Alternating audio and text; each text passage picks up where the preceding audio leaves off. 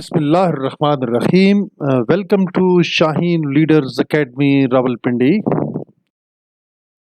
Our academy is giving educational services to the all aspirants who want to join Pakistan Defence Forces, like commissioned officer, airman, airwoman, provost, MTD, PFNDI, ground combat air, sportsman, musician, civilian, and sailor, marine in Pakistan Navy. So, gentlemen, this is very bright forum for you people to join us on this video, and you will learn a lot in today's lesson about verbal intelligence test. We are going to present a video which is consisted on certain important questions which have been repeated in the last 5 years papers of Pakistan Air Force, airmen, airwomen, we can say PFNDI, MTD, provost, ground combat air, sportsmen, as well as all aero trades, including aero technicians and aero sport of Pakistan Air Force. So, gentlemen, this video has been specially made by the faculty of uh, Shaheen Leaders Academy, Rawalpindi, for the information and the education of all concerned who want to join Pakistan Defence Forces.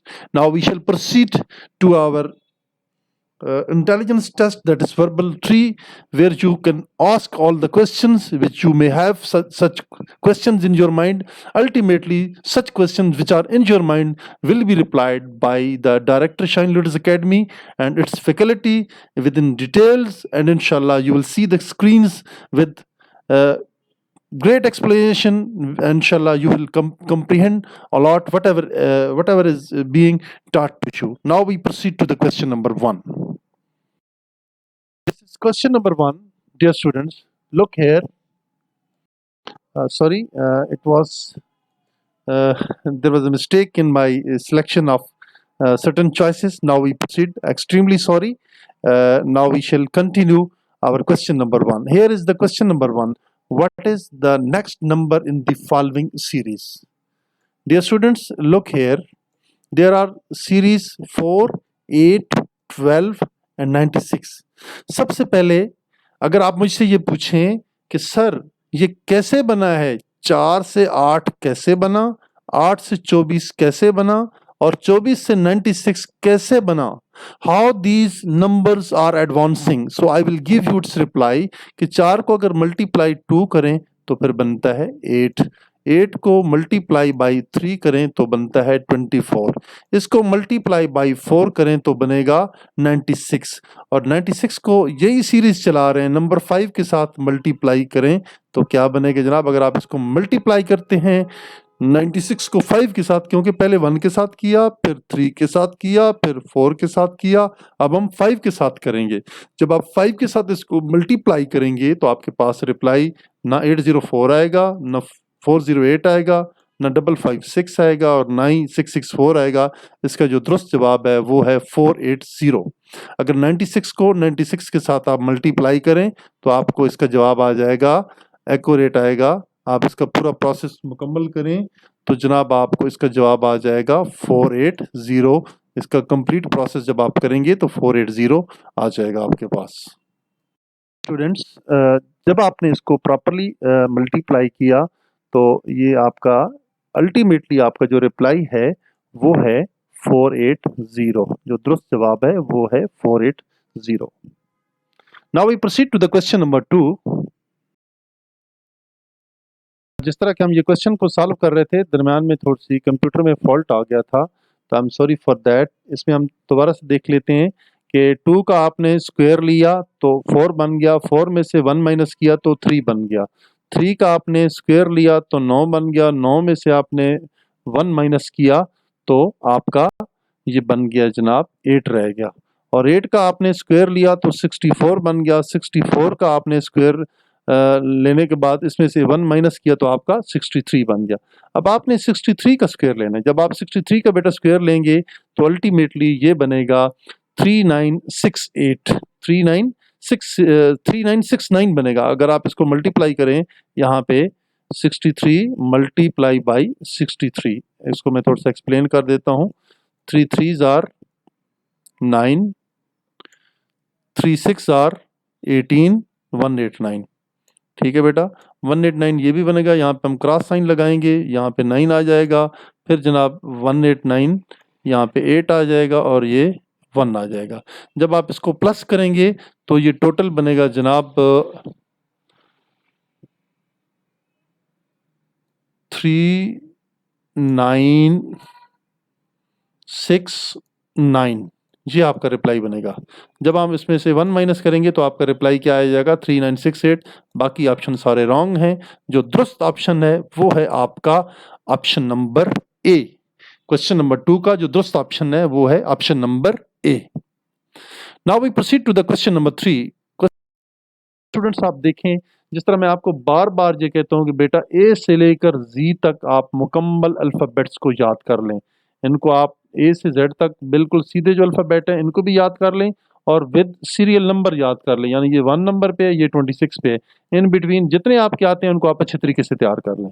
अब हम देखते हैं ए के बाद कौन सा उसने gap दिया, बी का गैप दिया, सी के बाद उसने क्या किया, डी और ई छोड़ दिए, 2 को मिस किया और अब उसने आगे 3 को मिस करना है। एक जी को मिस करेगा, एक एच को मिस करेगा और एक आई को मिस करेगा। तो अल्टीमेटली आपके पास जो जवाब आएगा वो आएगा मिस्टर जे। ये जवाब है जनाब आपका एक्यूरेट।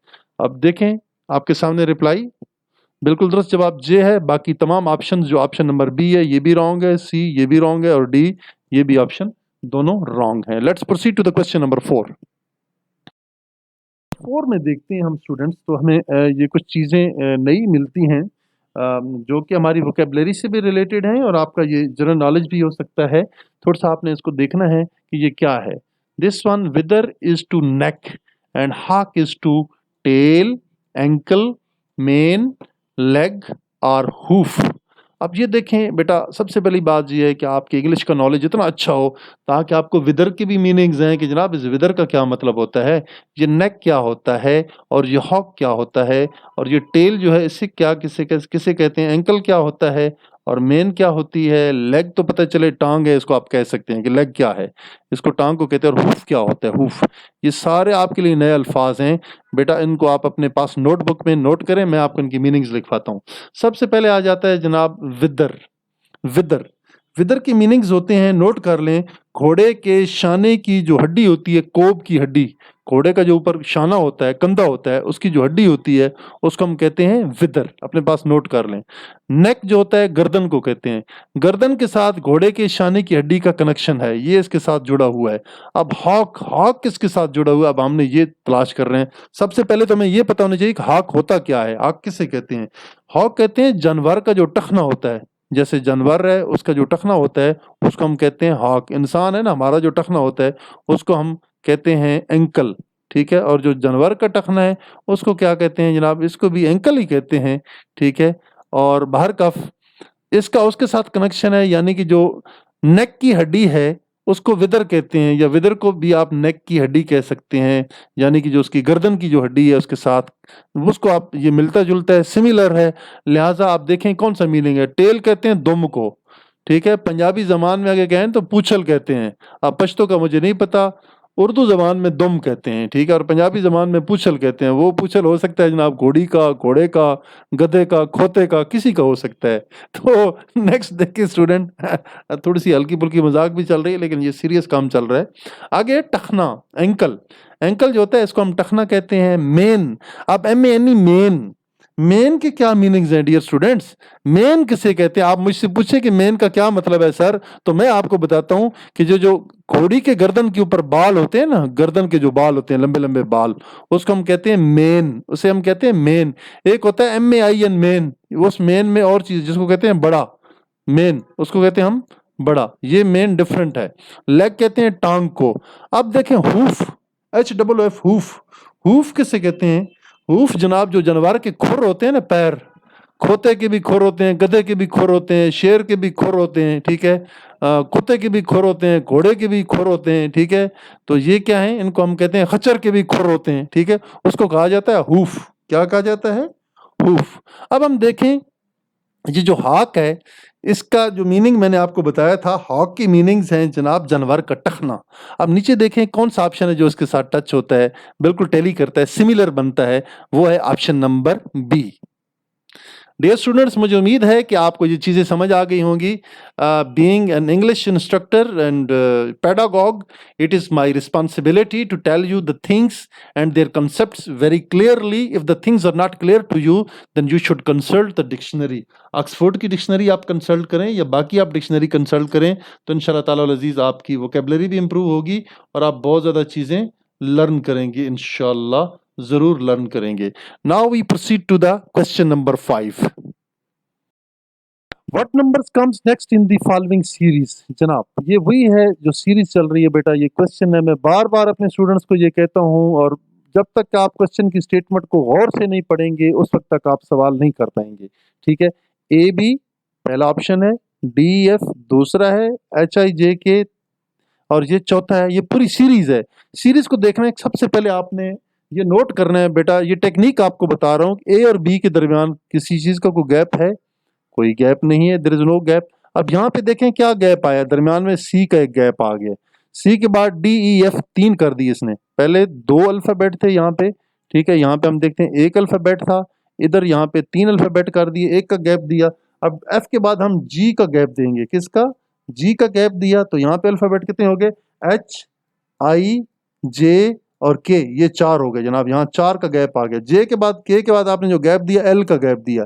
एल का गैप देने के बाद आप देखते हैं तो आगे आपके पास कितने हो गए? एक दो तीन चार पांच अल्फाबेट का गैप दे दिया. अब आपने क्यों के बाद बेटा जो आगे गैप देना है वो है आर का, और इसके बाद आपने लगाने हैं छः.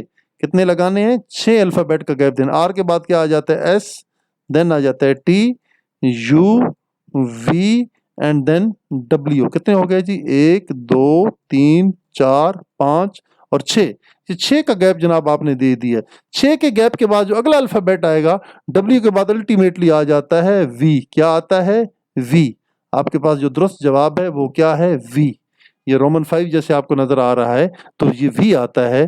तो अब हम देखें गौर से, तो हमारा जो जवाब बनता है क्वेश्चन नंबर 5 का जो दुरुस्त जवाब है, अगर हम देखें तो इस क्वेश्चन नंबर 5 का जो दुरुस्त जवाब है डियर स्टूडेंट्स, वो आप गौर से देखें तो वो है ऑप्शन नंबर ए में भी मौजूद नहीं है, ऑप्शन नंबर बी में भी मौजूद नहीं है. चूंकि एक प्रॉपर सीरीज फॉलो करनी है हमने, R S T U V W. ठीक है, R S T U V W, छः का गैप दे के आपने सातवें नंबर पे उसको रखना है, चूंकि ये गैप आपने छः का हमेशा देना है. तो लिहाजा आप आगे देखें, ऑप्शन नंबर बी में भी नहीं है, ऑप्शन नंबर सी में भी नहीं है, और ऑप्शन नंबर डी में अगर गौर करें जरा देखें, एस टी यू, आर के बाद पी के बाद क्यू आया था आर. ठीक है, यहाँ से बल्कि आपने काउंट करना था, चूंकि आर हमने गैप में रखा था, पांच ये थे और छठवें नंबर पे ये आ रहा था. तो अब जहाँ गौर से जरा देखें क्वेश्चन नंबर 5 को हम देखते हैं तो हमारा कौन सा जवाब आता है, हमें इसका फौरन पता चल जाएगा. क्वेश्चन नंबर 5 का जो दुरुस्त जवाब है वो है option number S T U V W x. ठीक है, ये डब्ल्यू है, यहाँ पे आपके पास क्या आएगा? आखिर पे आएगा एक्स आएगा. तो यहाँ पे आपका जो दुरुस्त जवाब है एस, आर के बाद जनाब S T U V W, और सॉरी ये ऊपर वाला जो ऑप्शन है ये एक्स का ऑप्शन है. ठीक है, मैं इसको दोबारा से लिख देता हूँ, एक्स का ऑप्शन है. जो दुरुस्त जवाब है वो है option number D.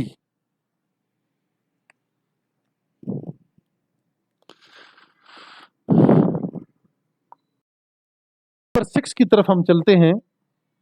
Dear students, question number 6 में आप देखें, what letters comes alphabetically in the word और you can say in the letters mother. अब यहाँ पे अगर मदर का लफ्ज आप लिखते हैं तो इसमें आपने देखना है कि कौन सा ऐसा अल्फाबेट है जो कि अल्फाबेटिकल ऑर्डर में आ रहा है, हुरूफ तज्जी के एतबार से आ रहा है, उसको आपने देखना है कि कौन सा ऐसा लेटर है. अगर हम इसको यहाँ पे प्रॉपरली लिखते हैं, आपके सामने प्रोड्यूस करते हैं मदर के लफ्ज को, तो मैं आपके सामने ये डिक्टेट कर रहा हूँ, MOTHER, मदर. यहाँ पे आपने लिख दिया जी.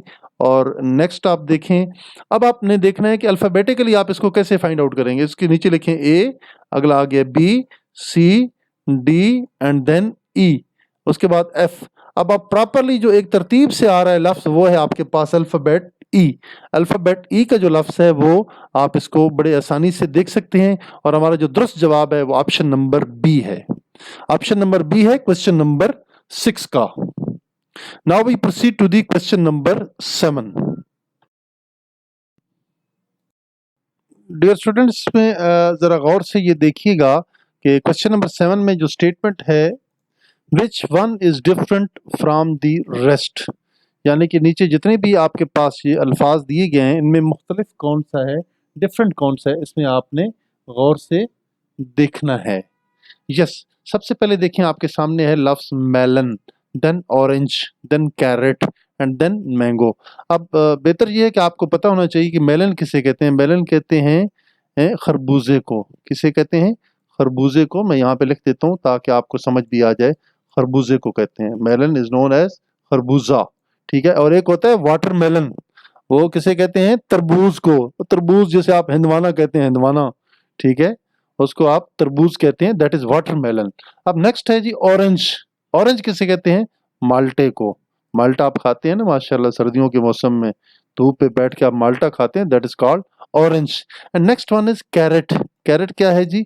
गाजर। ये देखें, गाजर है। And then last one is the mango. Mango कहते हैं आम को। आम जो आप गर्मियों में खाते हैं, ठीक है, दैट इज कॉल्ड आम। अब इसमें देखना ये है कि डिफरेंट क्या है, डिफरेंट कौन सा है। अब देखें, इसमें दो कैटेगरीज हैं, कुछ फल हैं और कुछ आप देख सकते हैं कुछ सब्जियात हैं। इसमें देखें कौन से फल हैं। अगर देखा जाए तो खरबूजा एक फल है, माल्टा एक फल है और आम एक फल है। लेकिन ये जो गाजर है ना, कैरेट, इसकी नस्ल ही और है, ये सब्जी है जनाब, ये फल नहीं है। That's why it is different. Carrot is totally different. बिल्ली इज टू गोट। बिल्ली क्या होती है बेटा? सबसे पहले आप, ये बिल्ली वो नहीं होती है मानो बिल्ली जिसे कैट कहते हैं, ये बिल्ली है। इसे कहते हैं बकरी का बच्चा। बकरी का जो छोटा बच्चा होता है, मेमना टाइप, ठीक है, बकरा, छोटा सा बकरा, बकरी का बच्चा, नन्हा सा, उसे हम कहते हैं बिल्ली। उसे क्या कहते हैं? बकरी का बच्चा। इंग्लिश में से कहते हैं बिल्ली। और ये पंजाबी वाली बिल्ली या उर्दू वाली बिल्ली ना बना देना, ठीक है। आगे है बिल्ली इज टू गोट। ये जो बिल्ली है ये गोट का बच्चा है, बकरे का बच्चा है। और ये पहले जो जैक है ये किसका बच्चा है? आपको पता होना चाहिए कि मिस्टर जैक कौन होता है। जैक कहते हैं खोते के बच्चे को। और सॉरी, ये जो गधे का बच्चा होता है, छोटा बच्चा, उसको मैंने पंजाबी में कह दिया खोते का बच्चा, ठीक है। ये जो खोते का बच्चा है इसको इंग्लिश में कहते हैं जैक, ठीक है। तो जैक जो होता है ये किसका बच्चा है? जैक कैंगरू का बच्चा भी नहीं हो सकता। आगे है डियर, ये होती है हिरनी, हिरन जिसे हम कहते हैं, ये उसका बच्चा भी नहीं हो सकता। आगे है फेरेट। फेरेट क्या होता है बेटा? अब ये बताओ ना, यहाँ पे आपकी गाड़ी फंसेगी कीचड़ के अंदर, आपकी वोकेबलरी वीक लगती है मुझे। फेरेट कहते हैं ये जो सफेद किस्म का जो नेवला होता है, ठीक है, सफेद कलर का जो नेवला होता है उसको कहते हैं फेरेट। और लायन, लायन को तो हर कोई जानता है भाई, ये तो शेर बब्बर है, बब्बर शेर है जनाब। अब ये जनाब, ये सरकार दरमियान में ये कौन है? ये दरमियान में खोता खड़ा हुआ है भाई, गधा। पंजाबी में खोता कहते हैं, खोता, खेवा खो, तेल उफ्ता, खोता। और उर्दू जबान में कहते हैं गधा, ठीक है। उर्दू में क्या कहते हैं? कहते हो तुम गधे के बच्चे हो। वैसे ना गुस्से से कहते हैं, कहना नहीं चाहिए। इंसान तो इंसान का बच्चा होता है ना, गधे का बच्चा तो नहीं होता। उसे खोते का बच्चा तो नहीं कह सकते। अगर आप उसे खोते का बच्चा कहेंगे तो ये बहुत बड़ी ज्यादती है, उसके साथ नाइंसाफी है, इंसानियत की तजलील है, ऐसा नहीं कहना चाहिए। ये जो कहते hello mister Jack come here, Jack where are you going, English movies में आप देखेंगे तो बहुत सारे जनाब गोरों का नाम जैक रखा गया है, ठीक है। तो इसका मतलब ये नहीं है कि वो खोते के बच्चे हैं या गोरे मतलब गधे के बच्चे हैं, ऐसी बात नहीं है, उनका भी एक नाम है। अगर इसको आप डिक्शनरी कंसल्ट करें किसी अच्छी किस्म की तो उसमें आपको यही मीनिंग्स मिलेंगे कि जैक होता है गधे का बच्चा, खोते का बच्चा। लिहाजा डंकी जो है, डंकी इसको हम गधे को कहते हैं, खोते को कहते हैं, इसलिए ये उसका जो बच्चा है उसको हम जैक कहेंगे। अंडरस्टैंड? मुझे उम्मीद है कि आपको ये बात आज आपने बहुत एंजॉय भी किया होगा और आज आपको इस चीज की समझ भी सही आई होगी कि जनाब जैक होता क्या है। ये एक दूसरे को मिस्टर जैक ना कहते रहना, बहुत बुरी बात है बेटा। Now proceed to the question number 9 है, which one of the following is different from the rest. Number 1 is heaven, town, city, village and township. देखिए जी, लाहौर में एक टाउनशिप का एरिया है, पेशावर में टाउनशिप का एरिया है, विलेज गांव को कहते हैं, सिटी शहर को कहते हैं, टाउन कस्बे को कहते हैं। लेकिन हेवन क्या है? ये मेरे अल्लाह पाक ने अपने नेक बंदों के लिए आखिरत के इम्तिहान के बाद, हिसाब के बाद, जन्नत जैसा घर बना के रखा है। तमाम नेक बंदों के लिए। और ये जन्नत जो है ये ज़मीन में वाक़ई नहीं है, अल्लाह पाक ने इसे अर्शों में कहीं दूर बना के रखा है। जब आप मर जाएंगे, आपका हिसाब किताब मुकम्मल होगा, तो इंशाल्लाह आप नेक अमाल के बदले जन्नत में ज़रूर जाएंगे।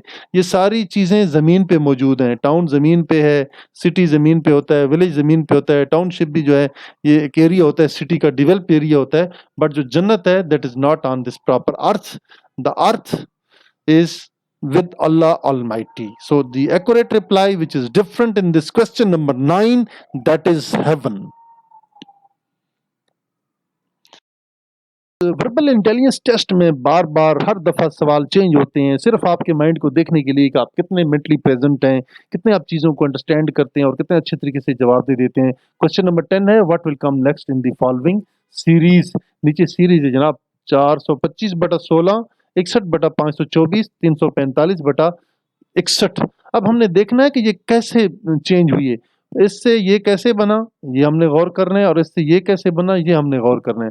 जब हमने गौर किया तो 425 को जनाब इसने उल्टा कर दिया, 425 को 524 कर दिया, 16 को 61 कर दिया, 61 को यहाँ पे जनाब दोबारा से आगे देखें तो क्या हुआ, इस 345 को आप क्या बनाएंगे, ठीक है, और 61 को आप क्या बनाएंगे, 61 अल्टीमेटली 16 बन जाएगा, और ये जो 345 है ये 543 ये बनेगा जनाब, 543 बनेगा। आप देखें कहाँ पे जवाब है, 16/543 ए में भी नहीं है, इस सी में भी नहीं है जनाब, डी में भी आपका ऑप्शन नहीं है, और जो दुरुस्त जवाब है वो ऑप्शन नंबर बी, ब्रेवो।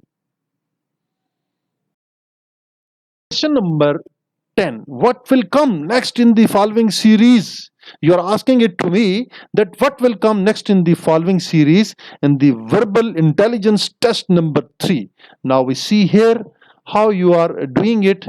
2 से 4 कैसे बना, 2 में जनाब आपने 2 प्लस किया तो 4 बन गया, 4 में जनाब आपने 4 प्लस किया तो 8 बन गया, 8 में जनाब आपने 6 प्लस किया तो 14 बन गया, 14 में जनाब आप क्या करेंगे, प्लस 8 करेंगे, यही सीरीज चल रही है, प्लस 8 करेंगे तो ये बनेगा 22, क्या बनेगा 22। देख लें जी 22 कहाँ है, डी में भी नहीं है, 19 भी नहीं है, 18 भी नहीं है। यस, ये ऑप्शन नंबर ए जो है ये आपके सवाल का जवाब है, क्योंकि हमने ये सीरीज चलाई थी 2, 4, 6 एंड देन 8, और उससे हमें क्या हासिल हुआ था, ये 22। The accurate reply to the question number 11 is 22. Now we see another question here.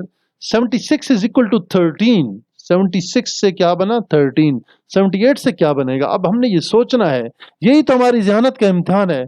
This is also called your common sense, this is also called your intelligence, that how you will make 13 from 76. Now gentlemen, एक तो हल ये है कि आप इसको अगर minus करें तो फिर 1 आता है, ये भी जवाब दुरुस्त नहीं है। अगर हम इसको इसमें प्लस मल्टीप्लाई करें तो ये 43 आता है, फिर भी जनाब ये दुरुस्त नहीं है। अगर हम 7 और 6 को जमा करते हैं, दोनों को आपस में ऐड करते हैं तो हमारे पास जो सम आती है वो है टोटल 13। अब यहाँ पे समझ आएगी जनाब हमारा मामला हल हो गया। अब 7 को 8 में प्लस करेंगे तो ये क्या बनेगा 15, क्या बनेगा 15। ऑप्शन नंबर डी भी आपका 15 नहीं है, ऑप्शन नंबर बी भी 15 नहीं है, ऑप्शन नंबर 12 भी 15 नहीं है, और आपका जो दुरुस्त जवाब है वो है option number C to question number 12। Okay dear student, समझ आ गई आपको? नहीं आई तो जनाब मैं दोबारा भी बता सकता हूँ, लेकिन बहुत आसान सवाल है, ये तो नर्सरी का बच्चा भी, प्राइमरी का बच्चा भी कर लेगा। Let's proceed to the question number 13। Yes dear student, March is to 31 and June is to, अब देखो ये मैंने आपको बार बार कहा है कि बेटा हमेशा सबसे पहले हफ्ते के दिनों के नाम सीधे याद कर लें। Monday, Tuesday, Wednesday, Thursday, Friday, Saturday, Sunday, then again वापस आप आएंगे संडे, संडे के बाद आ गया आपका जनाब Saturday, Friday, Thursday, Wednesday, Tuesday and then Monday.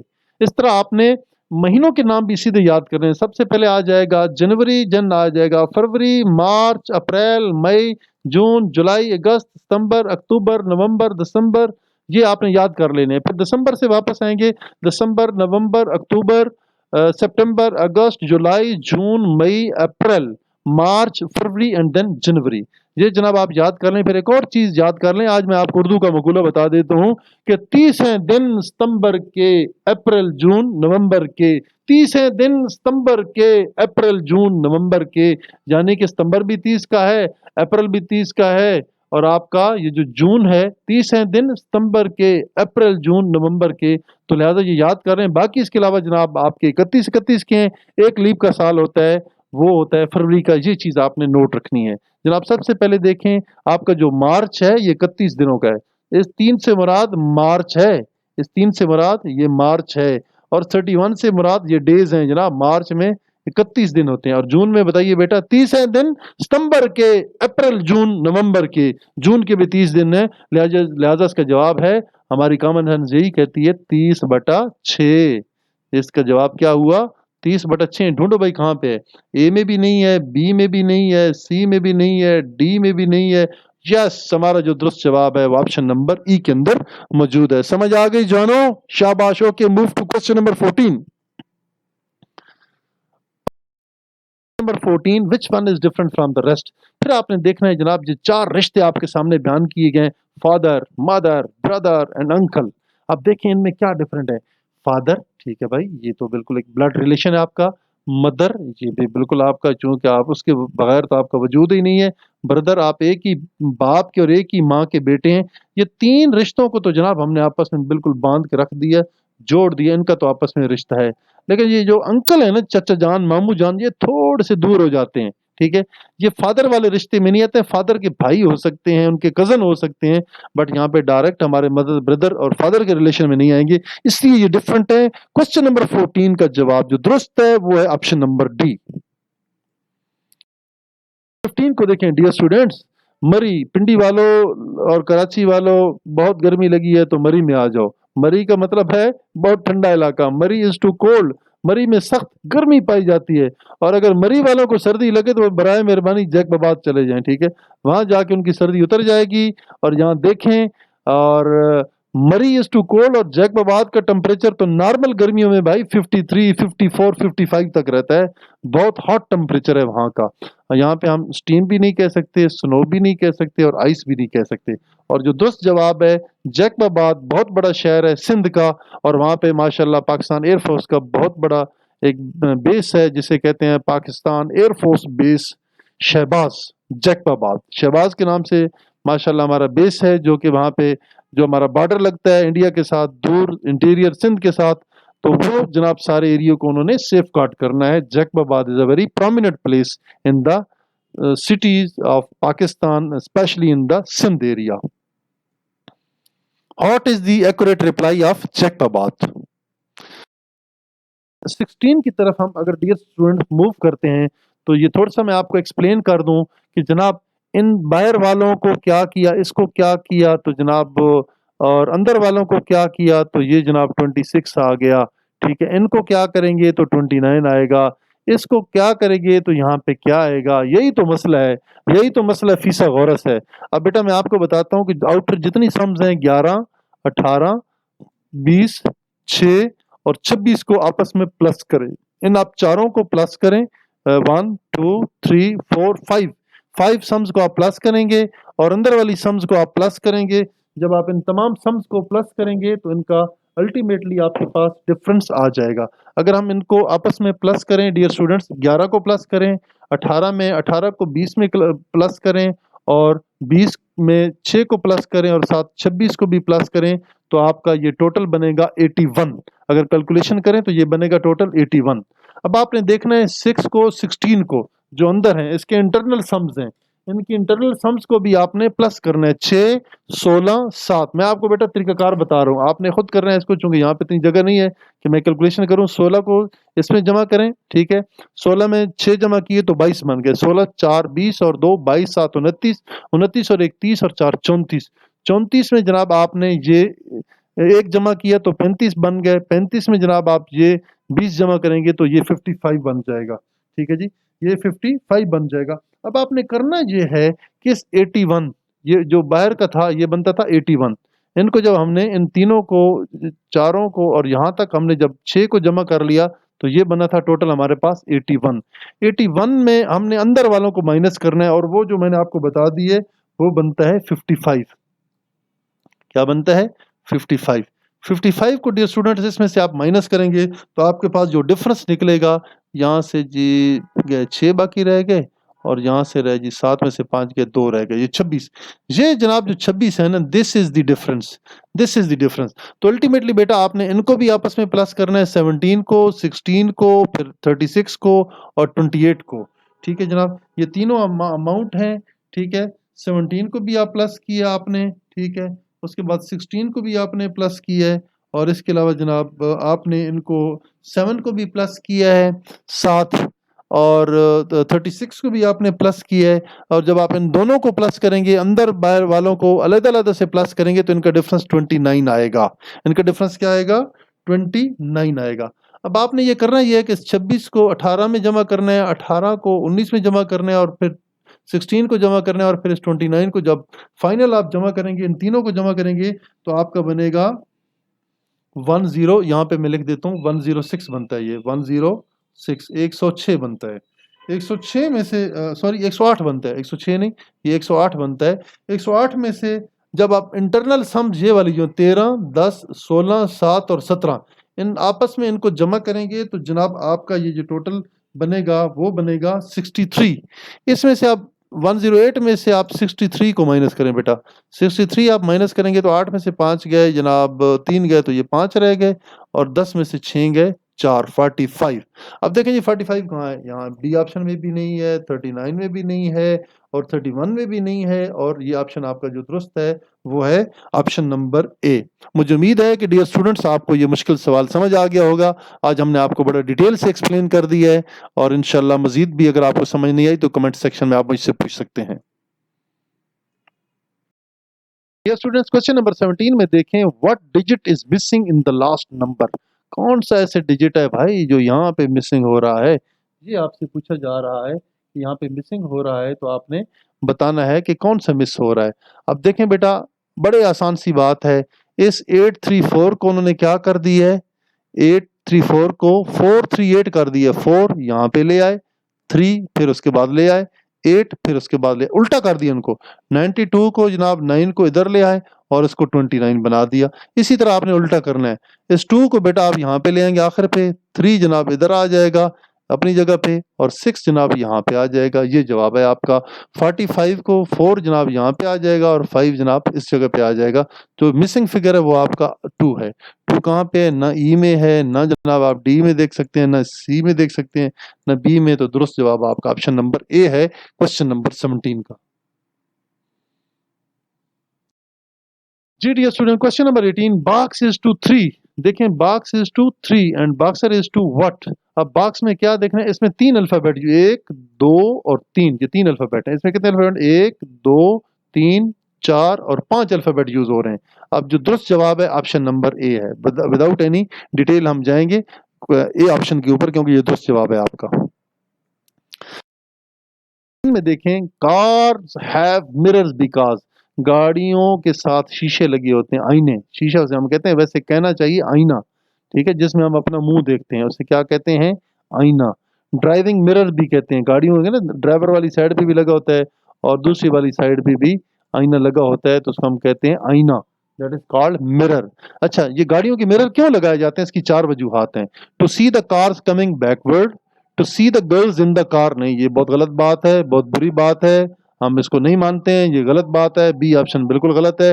To see the different side, नज़ारे करने के लिए, वो भाई गाड़ी के शीशे पीछे का मंजर दिखाते हैं, नज़ारा करना तो किसी खड्डे में जाओगे, ये गलती कभी ना करना, ये भी गलत जवाब है। To see the cars which are ahead, सुभान अल्लाह, मैं कुर्बान जाऊं, शीशे में बंदा अपना मुंह देखता है या आगे की तरफ देखता है?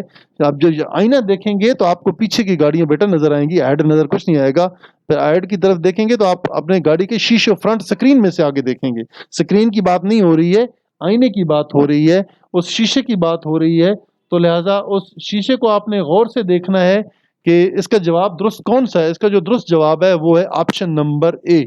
ऑप्शन नंबर ए जो है ये दुरुस्त जवाब है आपके क्वेश्चन नंबर 19 का।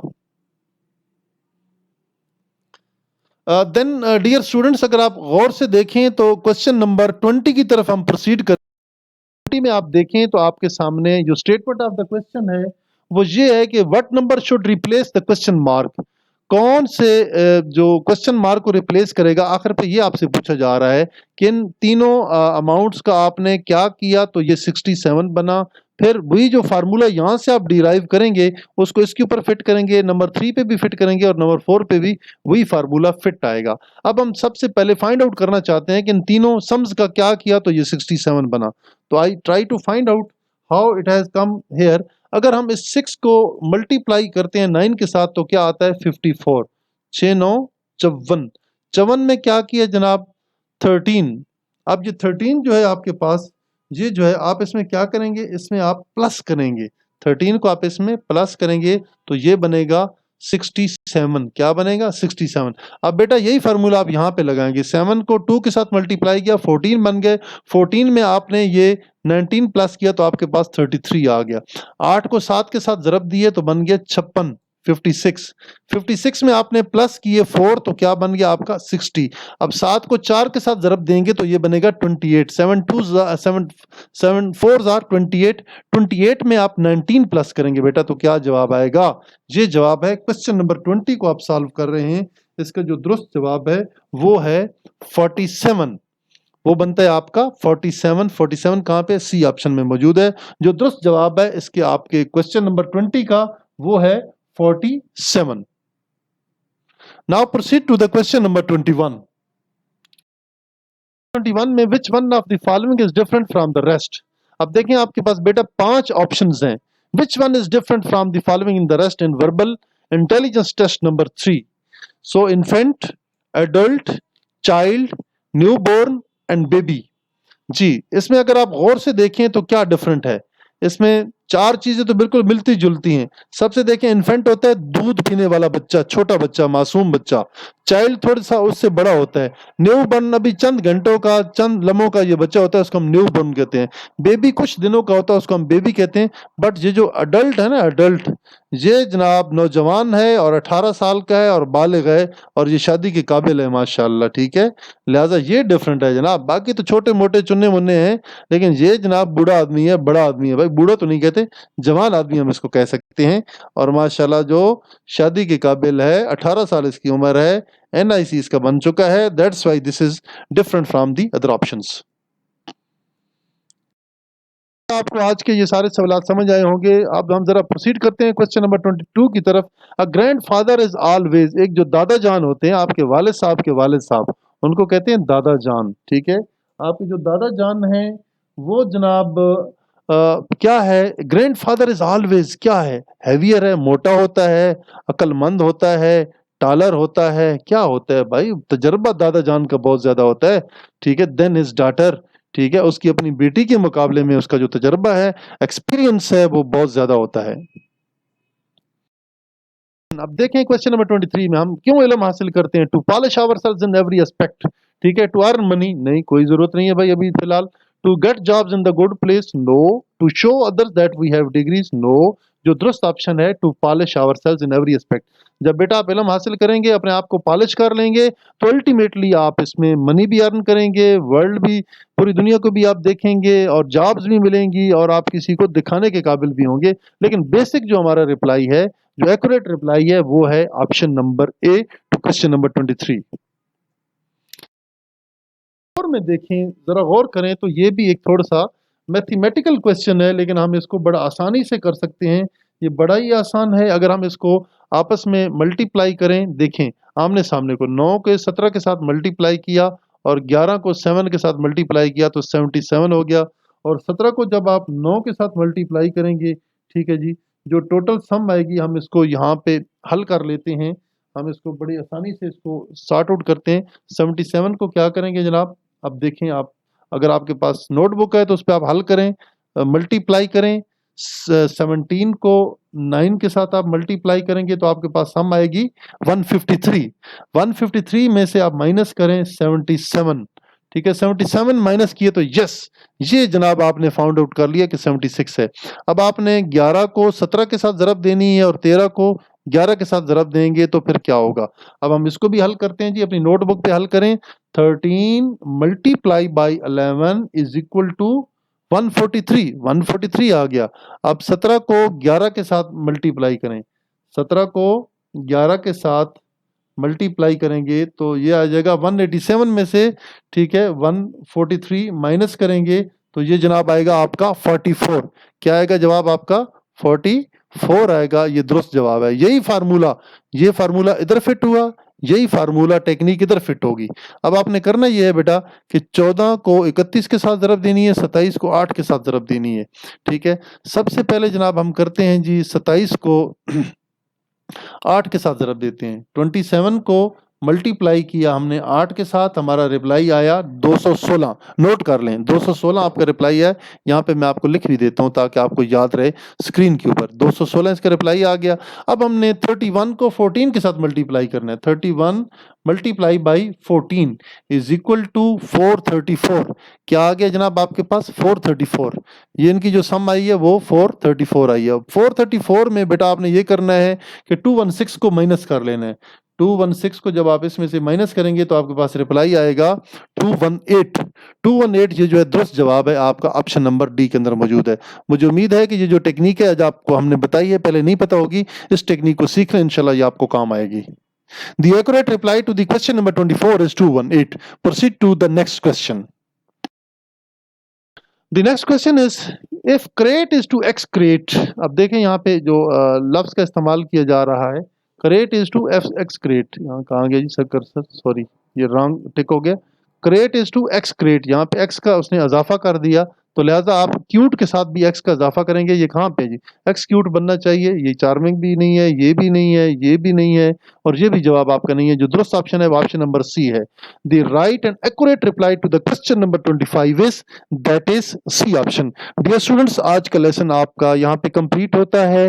मुझे उम्मीद है कि हमारे तमाम जो न्यू व्यूअर्स हैं उन्होंने हमारे चैनल को अगर अभी तक सब्सक्राइब नहीं किया, बराए मेहरबानी हमारे यूट्यूब चैनल को सब्सक्राइब करें, अपने दोस्तों के साथ शेयर करें ताकि इल्म की ये जो शम्मा है हर तरफ रोशन रहे और हमारी मुल्क कौम के बच्चे जो कि इस इल्म से आरास्ता होना चाहते हैं वो पढ़ें और इससे माशाल्लाह सीखें और हमारी बहादुर अफवाज का हिस्सा बने। देखें यहाँ पे माशाल्लाह पाकिस्तान आर्मी है, ठीक है, पाकिस्तान आर्मी के सोल्जर्स, कमांडोज और ऑफिसर्स मैदान जंग में माशाल्लाह, और ये पाकिस्तान नेवी है हमारी माशाल्लाह। यहाँ पे देखें तो समुद्री फौज अपने मिशन पे रवां है, पाकिस्तान नेवी यहाँ पे परेड कर रही है और पाकिस्तान एयरफोर्स के शाहीन अपने फाइटर एयरक्राफ्ट के सामने यहाँ पे माशाल्लाह खड़े हैं और ये उड़ान भर रहा है हमारा माशाल्लाह F-16, ठीक है, रनवे के ऊपर से टेक ऑफ कर रहा है। हमारी दुआएं आपके साथ हैं। अल्लाह पाक आपको कामयाब और कामरान करे।